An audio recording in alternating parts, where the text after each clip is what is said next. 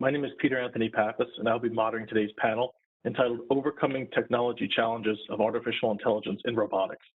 The panel will be touching on a plethora of AI-related topics, which should be exciting, especially considering the passion of our two panelists. And regarding our panel, I'm honored to introduce my two esteemed guests, Elnaz Sharaf and Nisha Talagawa.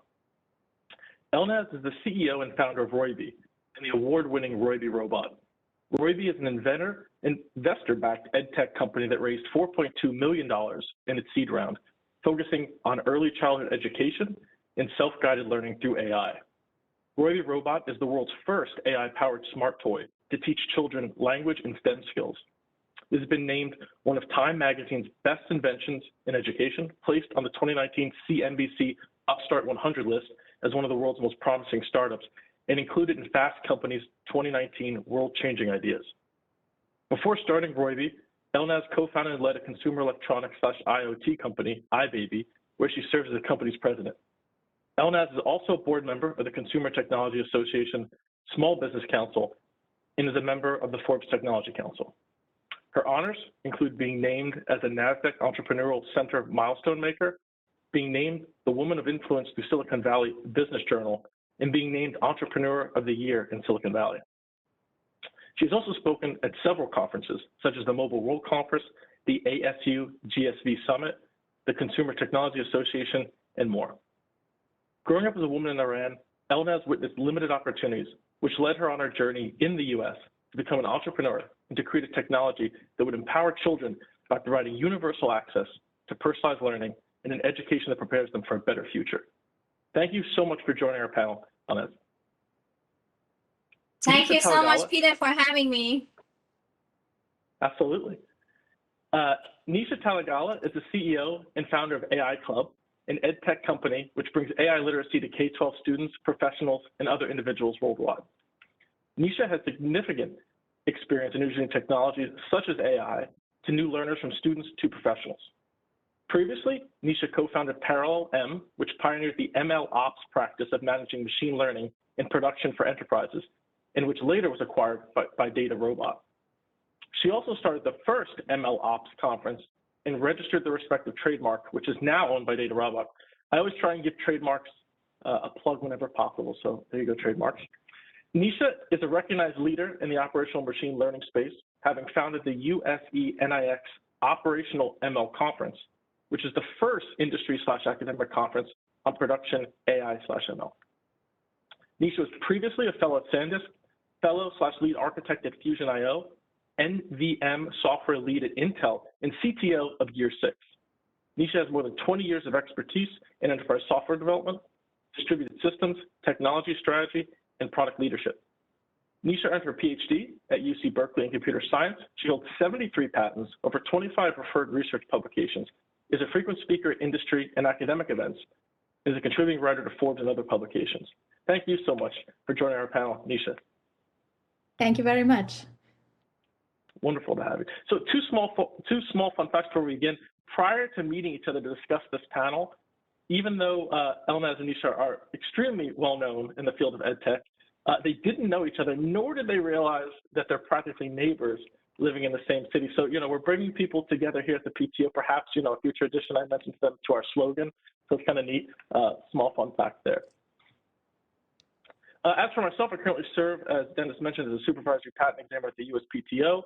Previously, I served as a special advisor to the Undersecretary of Commerce for Intellectual Property and director of the USPTO, where I advised the director and other USPTO executives on IP and operational matters, such as the impact of AI in IP policy and the use of AI tools to aid in examination of patent and trademark applications. I currently serve on the USPTO Office of the Undersecretary AI Working Group and the USPTO Patents AI Point of Contact Team, the latter of which oversaw the development of an AI-based prototype search system at the PTO. I also serve on the White House National Science and Technology Council NIDARD AI Research and Development Interagency Working Group, the jumble of words there, and on the Department of Commerce ICSP AI Standards Coordination Working Group. Elnaz, turning over to you, is there anything that you would like to add before we start? I think what you said was amazing, and I have to say I am truly impressed by everybody's achievement here. And once again, thank you for connecting both of us, three of us actually together. And I'm really excited to share my story today. That's awesome. Nisha? I think I would just echo everything that Alnaz said. Really looking forward to the discussion. I think it should be amazing. Agreed. So now that everyone knows that we know enough perhaps to be dangerous, I suppose, let's move on to the questions then. Alnaz, if you don't mind, I'll start with you. In our prior chat, you shared your personal story of an inventor in entrepreneurship. Would you mind sharing a bit more about that journey and its origin for you? Absolutely, and thank you for asking about that, because I always believe our stories are very important. I moved to the US about 15 years ago from Iran, and I don't know if you guys know, but life in Iran, is quite different than what it is in the US, and we're talking about 15, 20 years ago. Back in Iran, I always wanted to be different, do something different. I always wanted to be an entrepreneur. I always loved to build things. I studied art back in Iran, and then I always wanted to bring my art to life. So I switched my major to software engineering, and I went to one of the top third universities in Iran, and was able to actually learn a lot about technology. And the both art and technology really allowed me to have the opportunity and understanding how to build products. But of course, I never had the opportunity to reach my dreams back in Iran because of so many limitations for women. Here things are a little bit better than 20 years ago. But, when I came to the US, I absolutely grasped the opportunity, because I really felt, as a proud citizen now, I have to say, it's a land of hope and opportunities.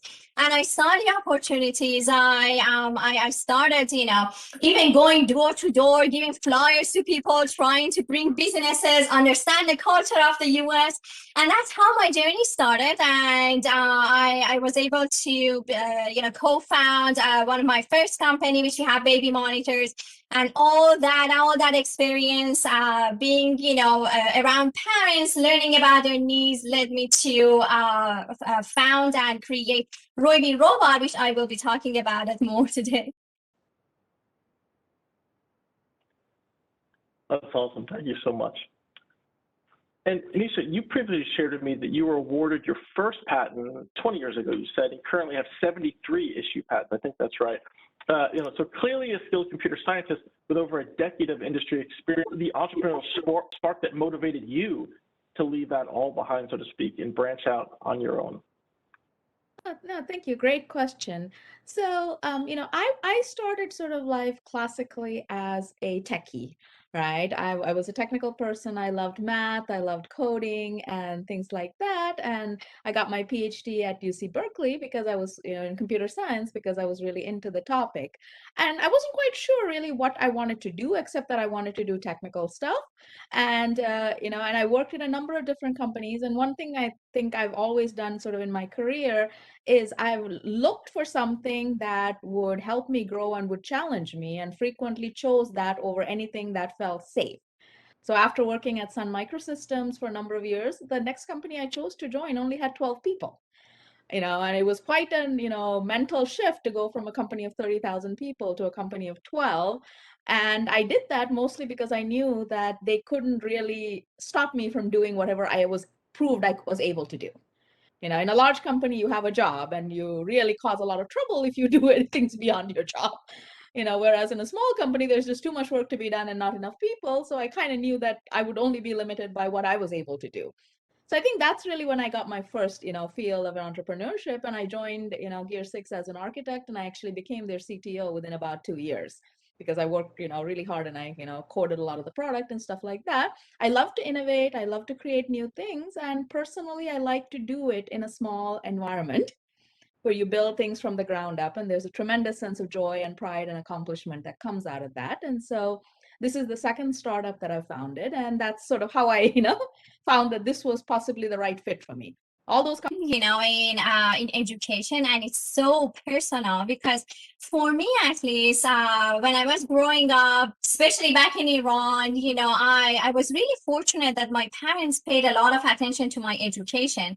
So I had the opportunity to learn different skills like painting, music, sports, and even I was studying English language.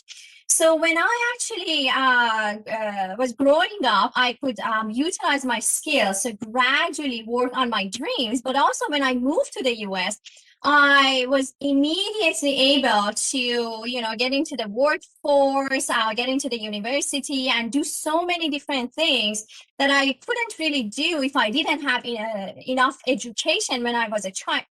So with all that passion, I always felt that early childhood education is a very important and critical area for children. And, when I was talking to my co-founder, he shared exactly the same vision. He has 3 kids. He always talks about, all the difficulties they're experiencing with school, with programs, especially with homeworks, So we decided to start actually doing something about this category. And when you look at the early childhood education, you don't see good tools and products to help children at this critical time. So that's really how we got started, and the reason we got started more into the conversational and language learning aspect of AI, and to use AI to help children to focus on their interests and abilities was that we realized there's a huge gap. A lot of children have, for example, 1 in 12 kids in the US alone, they have some sort of speech disorder, but there are no good tools to really help them. They only have to go to therapy sessions, and a lot of them, they don't like it. So many of these reasons, actually, it's not just one reason, really led us to create Roybee and, be able to have an impact in the education space. Yeah. So I think, I think that is really an awesome story. So from my kind of area, so my parents are teachers actually. So my father is a mathematics teacher, my mom is a physics teacher. So I've always sort of been around education, and oddly enough, I paid my way through college by working as a math tutor. So I would tutor other kids in calculus and stuff like that. And so I've always sort of been around education. It's always been something I've enjoyed doing and things like that. And then how I got sort of into AI literacy is that I've been in the first of all, I've been a fan of AI for a long time, and I did it sort of in my spare time, even when I was working on other topics. And I have a daughter; she's 13 now, and even while I was in computer science, I tried very hard to get her to be excited about what I was working on. And before I worked on AI, it was simply impossible because I was working on like things like operating systems, really hardcore stuff, deep down in the bowels of complicated systems, completely unrelated to her. Then I realized once I started working in AI that she could relate to the things that I was working on. Companies make recommendations. When I go to Netflix, it makes a recommendation. Oh, that's AI. It's related to me. And I tried very hard, much as, as Elena has pointed out, I tried in the AI literacy area. Many years ago, I tried very hard to teach her AI. I looked at all the available tools and they were just too complicated for her. And they got she got bored and this and that. And I ended up doing a lot of side work to try to create things that were not boring for her. And that process is what led me to, drive AI Club the way it is, because I realized that it was actually possible for them to grok this stuff. It's all around them. It is actually safer for them. It's better for our future if they understand these technologies, but you cannot present it to them as a mathematical textbook, because frankly, I can't deal with it that way, much less anyone else. And so we were able to our AI literacy program, and why we call it AI literacy is that you really want, kids and the next generation, who are AI natives by nature. I mean, they have never been in a world without AI around them. Now we can all remember times without phones, times without the internet, but they have no such thing. AI has been in their life since the day they were born. And so they need to be literate, and making them literate does not mean they have to learn, partial differential equations or crazy math. Simply means that they need to understand how it works, what they can do with it, what can they build, how they can connect it to their imaginations, things like that. And so that's how I got into kind of the AI literacy, and that's how AI Club came about. And my daughter now loves AI. She's built a ton of stuff, and she's worked with friends and things like that. And so it's now very much, something that she's conversant with, along with thousands of other kids. So that's sort of how I got into AI literacy. Yeah, and that's great. And as you said, a lot of it too is just bringing people the awareness to people that AI is in their life so much. So many people think of AI as this autonomous car driving or Skynet, let's say, but it's been around for quite a while, and it's a lot of the mundane things, for lack of a better phrase, that are just there. And I think that was a great point. It's just sort of bringing the awareness to that it's in your life already. You don't have to go to AI. AI has already come to you. Yes, that's right. And so that's really neat. Okay, great. Thank you. So Elna, I know you mentioned Roybee Robot. Of course, I'm going to ask you about Roybee Robot. So that's where we're at now. Could you tell us a bit more about Roybee Robot, its past, present, and where you see its future, please? Of course, thank you. When we started the idea of Roybee, it was in 2017. I still remember, I had a napkin in front of me and I was drawing some sketches, and I was telling everybody, this is gonna work, this is the future. And everybody was like, okay, let's do something about it. And I also remember, when we were pitching to so many investors, we constantly said AI is going to be the future of kids learning, the future of education. And, we would get many interesting comments from, the community, from the investors. But we actually officially started the company in 2019. From 2017 to 2019, we spent a lot of time on research and understanding what we can really do to help children. I remember that our very first idea was more of like, very similar to the robot Jibo. It was more about entertainment, having a lot of content, with a display to just have for children to have fun. But we realized that's really not about the future and about the children. So we finally designed Roybee, as you can see it here. We spent about 4 to 5 months on the design itself, which we also, of course, have a patent on this. We wanted to make sure, it is small, it is, it's not heavy for children to hold it. And since we are focusing on ages between 2 to 8, it is really important that the look of it is trustworthy, and it looks like a companion friend. And what it does is, of course, it's an AI powered. It is conversational. We focus on language learning, communication skills, and also some STEM activities. In terms of AI, what is so important about our technology is we also hold a patent, utility patent on this, which is very exciting, is our edge technology. We are actually literally the only company in the world to have edge technology, which is on-device voice recognition for children. It's a very, very complicated area. It took us about 5 years to build the algorithm, train the engine, of course, with data of over 150,000 children and, of course, compliant data. And it is something that we've been building because when you're in children's space, it is very important to pay attention to their privacy. So everything gets done on the device, no delays, and it is very innovative. And for children, they play with it on a daily basis. They interact with the device, they talk with it. Roybee can understand the answers, it can respond back to them. We also have an app for educators and parents to see their progress, and all the reports, of course, are AI generated. And another interesting part is, of course, we expose children to sophisticated technology and AI from very early age.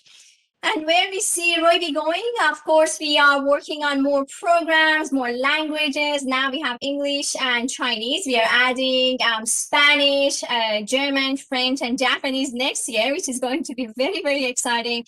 And of course, we are also looking to collaborate with government entities, with schools, in order to get Roybee to as many children as possible, to help them have access to quality and fun education.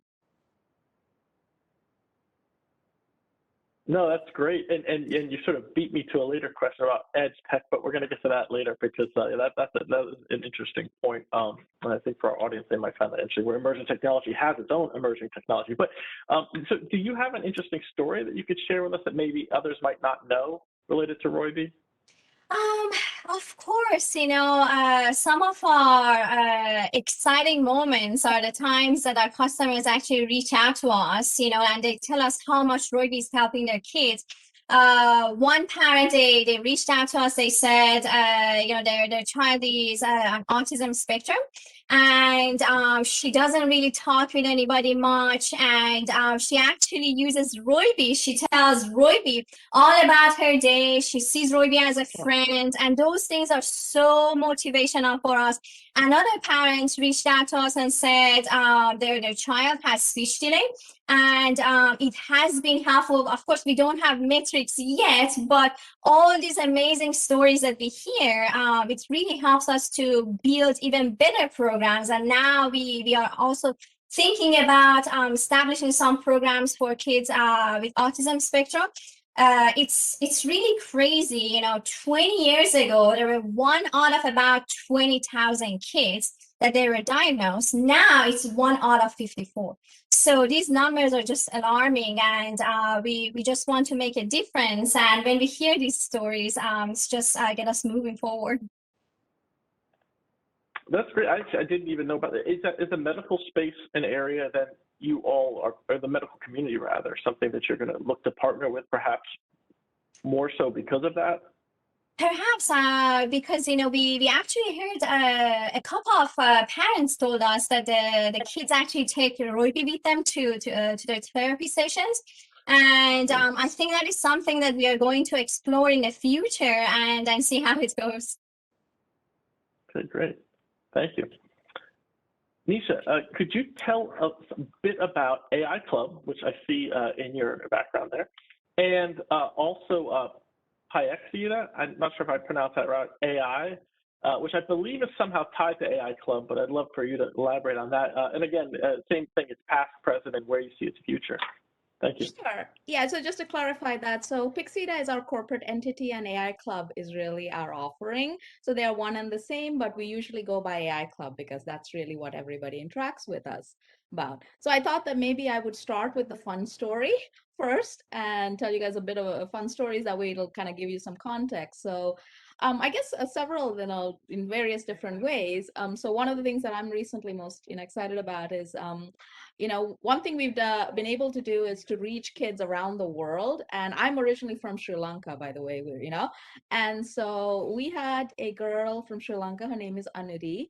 She, built an AI with stuff that she had learned from us. And it was a chatbot for the lonely called Colby, which is essentially an AI-powered chatbot. She noticed due to COVID lockdown, everyone around her was alone, stuff like that.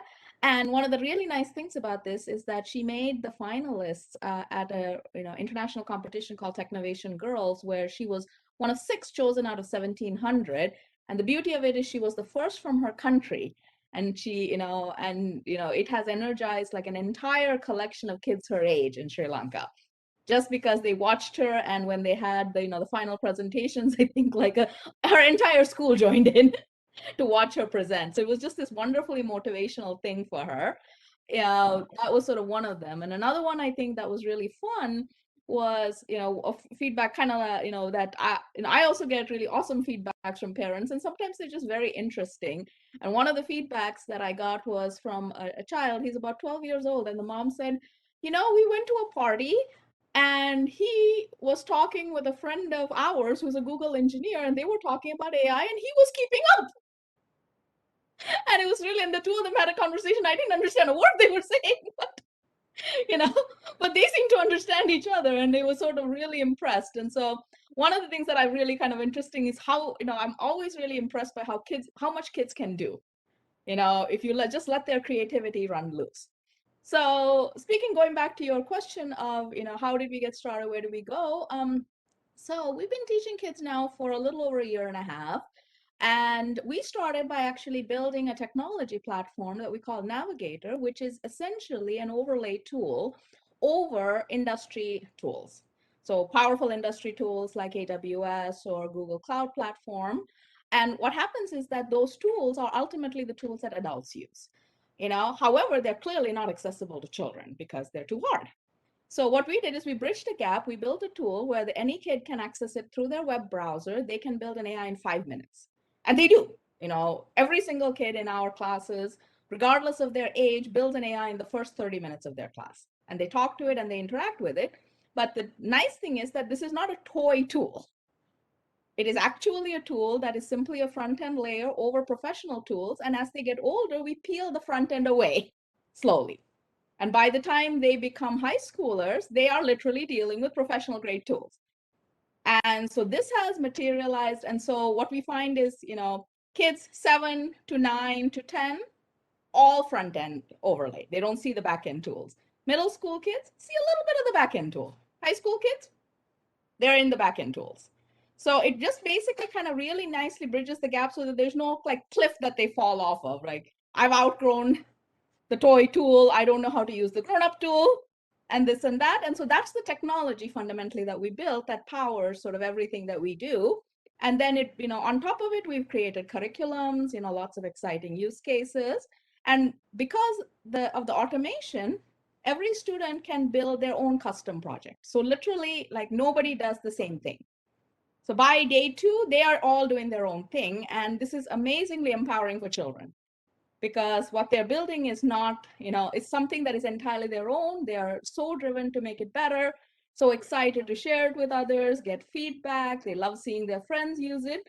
And so that's created a ton of the drive. And it's also enabled, children to sort of build their own, go out and look at social problems, stuff like that. And so we've had, AI club teams that have won 18 competitions in the last, year and a half, all custom projects, all different, all built on things that they've learned. So that's really what the technology powers. So what we've kind of brought to bear is sort of our understanding of AI, how to extract the essence of it, how to connect it software-wise and, technology-wise. That's what our engineering team works on, is how to make that connection and how to create the automation and then slowly expose it. So long-winded answer, but hopefully it answered your question. No, absolutely. An interesting point you made there about the layers. That's a great way to keep them interested and not feel, more importantly, maybe disenfranchised in the process in the sense that they go, oh, this is for a kid, but this is not for my level. And so it kind of naturally adapts, if you will, I guess, right, to their knowledge level. So I think that's pretty creative because, yeah, sure, no one wants to say, oh, I don't want to use that tool anymore because that's for kids when it's adapting to them. So that's kind of neat. But you also made a good point about children and how the parent was frightened of that conversation. Everyone gets worried about Skynet. Perhaps that's not the thing we need to worry about. It's the children with these conversations because they're outpacing us on all this stuff. I know my godson is the same way. So the question again that's going to lead from that to both of you again, and I'll start with you, Anna, what are some of the challenges? And you actually touched on this a little bit in your previous answer, but I wanted to elaborate on it because it seems like a space that's pretty important and challenging for both of you. What are some of the challenges working in the EdTech space, especially where the youth are involved? If you could elaborate on some of the things you touched on earlier about that. Please. Sure, definitely. I think one of the major problems in the EdTech space is it's very slow. And maybe that's one of the reasons that we decided to deploy our technology and started from home and then gradually from home, get the robot into school system. But the good point is during pandemic and after pandemic, we see actually a lot more teachers are more excited about innovation, technologies, getting new products into school system. So I feel it is changing gradually, but it is traditionally it is slow. It is one size fits all, and those are the areas that they're challenging. But when there are challenges, that means you can come up with innovative ideas, bring incredible inventions into school system to really change it. So that's I always think it's an opportunity for everybody, a lot of us in the education space. But also, when we work with children, it's a matter of privacy, it's a matter of data, and so many other limitations. I also remember, when first we launched Roybee, it was exactly at the time that Netflix had Black Mirror. So we had to deal with so many people's challenging questions saying, oh, so your robot with AI is going to take over my child's life. And we had to constantly educate them that no, it's not going to be like that. The robot you see in the movie, it's totally different. AI is not even in that space anyways. It's less intelligent than that. And I think the other challenging part is we have to continue educating people to understand AI is really here to help their children to focus on, their individual abilities, interests. It can really help people, to do more intelligent assessment, create a lot of programs that Nisha was mentioning. So there are a lot of opportunities, but I think it takes time. But then in order to make past these challenges and also make education accessible, I think we need some technologies like Edge, which is, it removes the connection to internet. So this robot can go anywhere in the world. They do not have resources. They do not have internet access. And it can just teach the kids as, as a tutor. But of course, not replacing teachers, because it becomes like an aid, a support to teacher. They can put their programs, in a product like Roybee and be able to access those areas and children that they really do not have access to these type of technologies.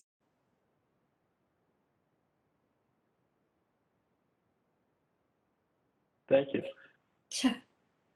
Nisha? Oh, yeah. So I think, so the challenges of, kind of AI and EdTech, I mean, I would sort of echo some of the things that Elna said. I think EdTech has actually, overall looks like it has benefited. It's sad to say that it's benefited, but there's been a resurgence of EdTech because of the pandemic. And we're also, I think, generally seeing more of a, kind of a growth in EdTech because fundamentally, I think education systems are changing. Now, pandemic forced a level of change that wasn't natural. It was happening anyway as people rethink what it means to learn. It was happening, very heavily in K-12 in Asia and more so in the higher education systems in the United States. But the pandemic just threw all of that into overdrive. That it forced everybody to think about how else can I do this? And then the real question will become now, will we go back? Can we go back? Because frankly, even right now, it's not entirely clear we can go back even if we wanted to. So that I think so EdTech is definitely sort of growing in that sense. The challenges with kids, privacy is definitely sort of a big one. One of the things that we have done, which is, I mean, the privacy thing is just a given. It's something you have to deal with very carefully and important. Additional things when you're teaching AI to kids, is a little known thing that you might not realize is that a lot of public data sets are not suitable for children. So it was interesting because AI lives on data, and without data, you can't really do AI. Now, if you go and look at data, there's a ton of data sets that for a variety of reasons, particularly the ones involving language, for example, are just not suitable for children. You should not be putting that kind of language in front of a child of a certain age. And so one of the things that we have done is actually we've age curated. We have like 400 curated data sets that these kids can do, which are kid safe by definition and things like that. And these are some of the things that you have to do when you actually start, doing AI literacy for K-12 is you have to look at stuff like this. In addition to protecting their privacy, it's also what are they allowed to see and what do they get to work with that is kind of safe and protected for them. So these are, some of the things. So we've actually, built a bot. Our bot is called Chai, the AI bot. He chats with kids and answers questions about AI and helps them with their homework and stuff like that. And it's got a safe filter built in. So, and we have had many kids try to get it to say things it shouldn't, because they'll get a kick out of it, and then they get thwarted. It basically says like, my teacher tells me I should not be answering your question, and stuff like that to just get them off of the, thing of trying to get it to say things that it shouldn't. and stuff like that. So there's a lot of these kinds of things when you do, teaching with kids and so forth. And so, those are sort of some of the things that come to mind about, focusing on AI and EdTech. Now, talking about AI awareness and AI literacy in general, I've definitely experienced the same thing that Elnaz has said, which is, there's this, people tend to see AI as something that is either all-knowing or something they should be afraid of. And the problem is that in commercial products, AI has intersected with privacy in a way that is actually slightly dangerous, if not dangerous. But it's not the AI that's making it dangerous. So if you decide to tell a digital assistant all about your personal life, it's not the AI that's going to get you into trouble with that. It's the fact that that company is going to record that information, right? And so forth, and then do something with it that you probably don't want. And so part of it is we do a lot of education, sometimes because we feel it's important, sometimes because it's necessary, but we try to help people understand that the technology underlying is not at fault. But you do have to be extremely careful about how you use devices that, have this technology. And like one exercise that I sometimes tell, children of middle school is, come back tomorrow and tell me if your digital assistant knows your name. And whatever you do, do not tell it your name. I want to know if it knows, right? And then they come back with, okay, apparently seems to know my dad's name, seems to think we have an account, right? Doesn't seem to know my name, which means it hasn't figured that out yet. And so, and we, have those kinds of exercises. And so, yeah, our education is a very big part. I personally believe that AI awareness is critical, that AI literacy is critical, but teaching people how to be literate means they should know what it is. They shouldn't be afraid of it for what it isn't. But at the same time, we don't want to think it's benign, because it's not. So hopefully that answers your question. No, absolutely, and more. I mean, I think that's a really good point about the responsibility aspect that's on the user, maybe, and so not just awareness of what AI is and how prevalent it is, but the responsibility that comes along with using it, and not sort of putting that weight on, or that responsibility on the AI itself, but the user. Yeah, I thought you made also a really great point about the data set. That's something I had thought about, which is, you curate the tools, or you, as you mentioned, peel back the layers based on the seniority of the student, let's say, but the data itself is curated based on the fact that they're students. And that's a really interesting point, because I think a lot of people also think, right, about AI, but do they think about what constitutes that AI as the data, the input, right? That input is paramount for AI to exist and be able to do what it does. So that's a really interesting point. And I thought it was also neat how you guys both had more parallels. So I'd love talking to you both at the same time, because you both talked about different things that are exactly the same thing, which is, talking about areas in the world where, you may not have internet, right? And that was Elnaz mentioned, and then Nisha, you mentioned the idea of like bringing technology to those folks that may not have it. And so that idea that, COVID, my brain had a moment. The COVID changing sort of the paradigm of how we're teaching, right? So again, COVID everywhere, all across the world, but the idea, how do you bring these tools where you may not have internet, or maybe the students now aren't going into a classroom? You have to bring it to them and adapt to where they are. So I thought that was really neat, because you both touched on it, but in totally different ways. So again, I like seeing the similarities for everything you talk about. So a question again for you both, and you already, again, touched on it, beat me to it, and I love how it's sort of interspersed into your answers already. But, I think we'd all agree that, AI is considered, as I mentioned at the very beginning, emerging technology. But that being said, and again, you guys have touched on this, but I'd love to hear more, as what I'm sure our audience, what emerging technologies within AI, do you guys see on the horizon? I think, Elnaz mentioned the edge, but perhaps I think our audience might want to know what you all think is the next thing within AI.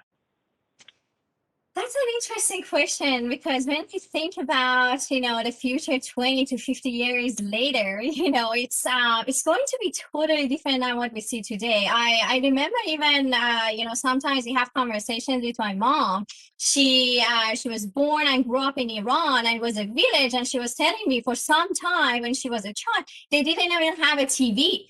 So from that time, she's not old, from that time to now, with this much advancement in technology, I can't even imagine what's going to happen 10, 20, 50 years later, right?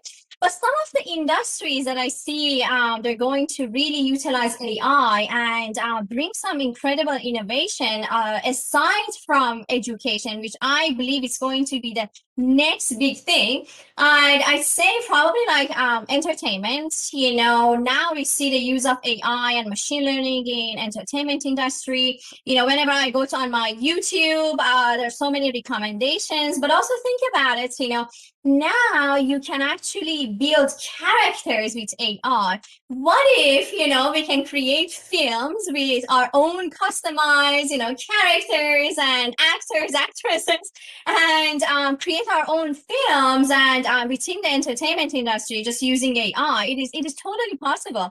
And of course, adding virtual reality to that. Yesterday there was an announcement from Facebook that now they're using VR for remote learning, and I look at it, I'm like, oh my god, this is totally the future. And then, of course, some other areas, for example, like medicine, I've been hearing a lot of advancements using AI in medicine. There are so many companies that use AI to detect some diseases, cancer, like heart disease, especially much, much earlier ahead of time. There will be some, treatments, earlier treatments, just because AI can recognize a lot of things ahead of time. I'd say transportation, with autonomous driving, and I probably think, we next time, 10 years later or 5 years later, we request a car from Uber, it's just not going to have a driver. So it's just really amazing and exciting to think about the future, and even our daily tasks, reminders, shopping, and everything could easily be done by AI. And I just can't wait to see what types of ideas and innovations people are going to have. Absolutely. So I thought maybe like one way to kind of, illustrate what the future of AI might be, let me tell you some of the things that middle school kids are building now. I've had middle school kids detect breast cancer, Alzheimer's, glioblastoma, you know, various kinds of diabetic retinopathy diseases. They've simulated self-driving cars. They've looked at climate change. They've, recognized pictures of currency to help the blind. They've created chatbots. All of these things are now within the reach of the average middle schooler. So you can imagine what is within the reach of an adult, right? If that is what is in reach of a middle schooler. So I think probably the top level things that I would say in terms of where AI seems to be going, as well as what it means, is I think we're increasingly heading into a future of one personalization. Personalization as in everything that we interact with, from the drugs that we receive to the prices we get quoted for stuff, is pretty much now just for us. There's no standard price anymore. Like when you go to call an Uber, that price is increasingly for you. And the more they know about you, the more that price is about you. Right now, it might just be time of day and where you happen to be standing. But later, they will figure out more about you, and then that price will be for you. And the guy standing next to you is going to get a different price because they know something about you and what you're willing to pay. Now, this is about, depending on how you look at it, it's both good and bad. It's for me, for people like me who don't like to negotiate, I don't like this at all. I don't like the idea that I don't get a standard price. But if you're the kind of person who negotiates, hey, it might be good that you got a different price, and particularly if you got a better one. So that personalization, and this is creating massively value in things like healthcare. Personalized medicine, particularly when it comes to things like cancer and so forth, half the battle of cancer is whether you respond to the medication. And if you don't respond to the medication, there pretty much isn't anything that can be done. So if anything can find the medication of all the options that you're likely to respond to, that has a material impact on your life. So this personalization trend is going from, things like shopping to medicine to just about every, aspect of anything. There's personalized learning plans being created by tech companies to help you assist, K-12 students with their learning. Everything is just becoming custom because the algorithms can now handle it. So that's sort of one important area. I think the other area, which is sort of related, but is interesting, is also kind of tracking. So in different countries, tracking is becoming a very interesting and challenging problem. So like one of the things that we teach our older kids is we ask them to find out how many places in the United States have banned facial recognition used by law enforcement, stuff like that. And those things are being used in many countries outside of the US for, in ways that we might not consider to be acceptable. And so all of these sort of the swirl of information, personalization is some ways the positive use of it, tracking is kind of like the negative use of it, if you will. So that's one thing. The second, I think, major trend is sort of the up-leveling of the human decision. So I don't know if you guys know this, but AI can now write code and has been able to write code for quite some time. And so now what does this mean for the engineer? It doesn't mean you replace the engineer. It just means that the engineer doesn't have to worry about the nitty-gritty of the code. They should now spend a little more time thinking about what their user wants from their app. Because before that, they were worried about little things like, why isn't this line of code working? You don't have to worry about that anymore. AI created a line of code that works, and stuff like that. And so this kind of brings back to this point that Peter made about responsibility. And I think this is really important is, one of the things that, we try to teach kids as part of AI literacy is helping them understand their responsibility. Like, AIs learn what they're taught. So whose responsibility is it to make sure that they learn the right things? You. Similarly, in a world where AI does a lot of stuff, the human has not abandoned responsibility. The human's responsibility has simply changed. So I think those are sort of the fundamental trends, because AI is showing a capacity to learn from generalized information like the internet. It's showing a capacity to answer general questions, write code, build things by itself. So it's not just that it's solving problems, it's building things that will solve problems, which is another level, and I think the line between that and Skynet is responsibility and guidance, not mechanics. So that's where I think AI is going.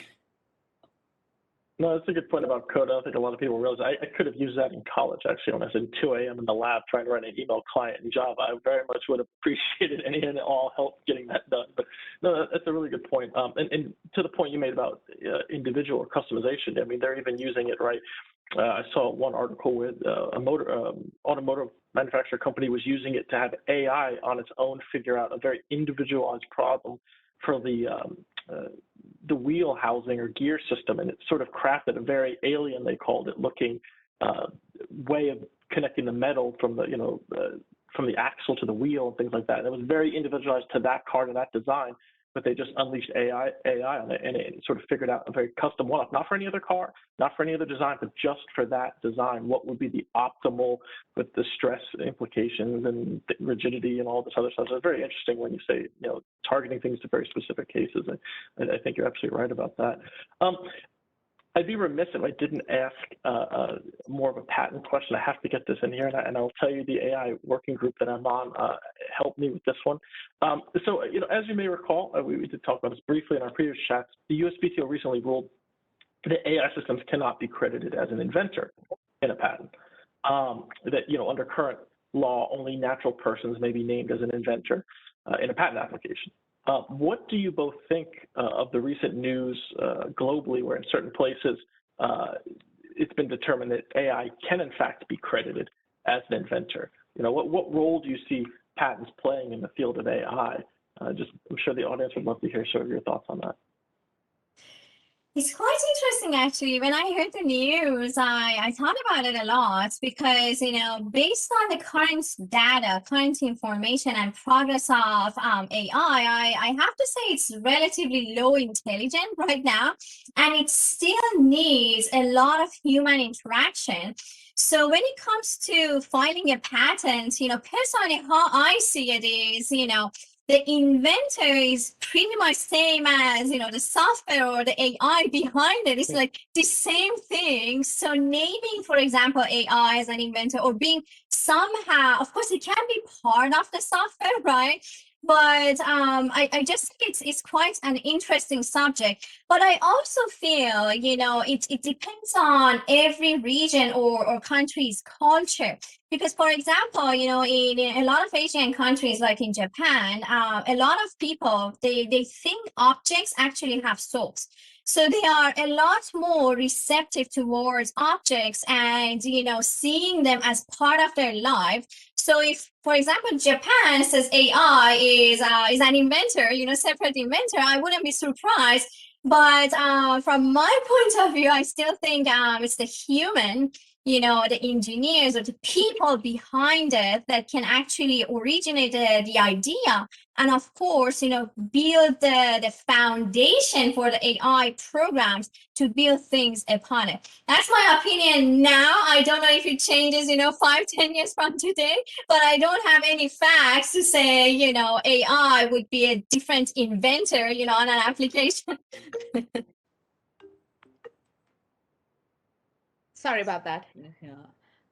So yeah, so I guess my take on it is, I mean, there's always these fascinating sets of news about AI that makes you think, and this one definitely makes you think, and it's in some ways it's good that the question is being asked.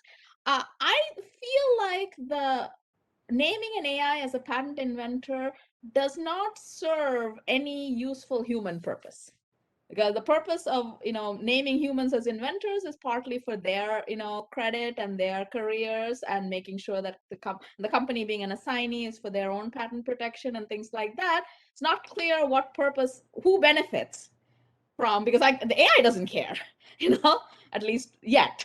The other thing that I think raises a really interesting question is that AIs can be replicated instantly. So the brain of an AI is literally a file. You copy that file with any tool you have on your computer, you've got another identical AI. And I'm not sure how you could argue that the first one got the patent and the second one didn't. When they're exactly the same. But it's not like we can replicate human brains and have this argument. So the whole thing just feels like it's just a little weird, and somehow just doesn't sort of stand up to the day-to-day workings of how these things are used.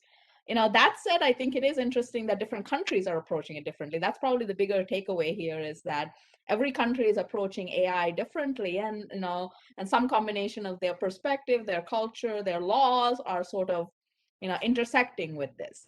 I do think there are also other, interesting patent issues around AI. One of the things that I can tell you that companies like myself, even not just my current company, but even my previous one, kind of struggled with, is AI is very much tied to open source. And open source is very much tied to certain kinds of legal licenses. And that's part of the reason AI has grown so much, is because of how open it is. And then really question becomes, what is it that you're patenting? You cannot patent an algorithm because it probably didn't belong to you. It was probably invented in some form, decades before you were born. However, that one model that you spent years training, that took in all your data and all your things and was tested and tuned, is a real source of IP. And as far as I know, I'm not entirely sure that set of numbers can be patented. So I think there are lots of questions like that as to how, right now, I believe most companies are protecting that simply by not letting it out the door. Like, we don't know the numbers that make up Google's search algorithm, and we will never know. Right? And that's how it's protected. But that is the thing that makes a difference between the question and the quality of the answer. It's not the algorithm. And so how is that protected? It's a hard question. And I think, it's an open question for the future. Oh, I think that's a great point. Actually, I had not thought about that point about easy replication. You are right. It's just basically, you take this file and you clone that. Very interesting. Discussion for a later topic. We're just about out of time. Anishas and Nisha, I just cannot thank you both enough for sharing your stories and your palpable passion for AI, especially AI literacy, with us. Are there any concluding comments that you each would like to share with our audience? Sure. First of all, I want to thank you and USPTO for inviting us here. It was quite an amazing conversation. And I really want to encourage the audience to really start thinking about AI and really working on creating some technologies and bringing inventions and innovation to this space. There's a huge, huge opportunity. And I also want to invite the viewers, if they're interested in some collaboration with Roybee, please do reach out to me. The best way would be LinkedIn. Thank you. Yes. So similarly, I think thank you so much for having us. Thank you, USPTO. Thank you, Peter and Dennis. I think this was a wonderful discussion. I would encourage everyone to really, think about the AIs that are around them. Think about what they understand, what they would like to know, how can they become more aware. If you're parents, what do your children know? How can they become more AI literate? How can you kind of ensure that AI literacy is a part of their lives? And if anyone would like to collaborate, we collaborate with lots of organizations, both nonprofit and for-profit organizations, to bring AI literacy worldwide. So, LinkedIn is a great place to reach me as well. Just drop me a note if you'd like to, chat about AI literacy. Thank you both. Once again, I'd like to thank Elnaz and Nisha for spending their time with us. I'd also like to thank everyone in our virtual audience for joining us on this panel. And I'd be remiss if I didn't also thank USPTO's Nathania Ferguson, Dennis Forbes, Sean Wilkerson, and our amazing conference services team for making this event possible. If you're interested in learning more about USPTO, what USPTO is working on the AI front, please visit the AI page that we have, which can be accessible via a link that's right on our main website. So if you just go to uspto.gov, you'll find a link on there for our AI landing page with a bunch of interesting information. So before I head off, I just want to say stay safe, keep innovating, and thank you both for everything.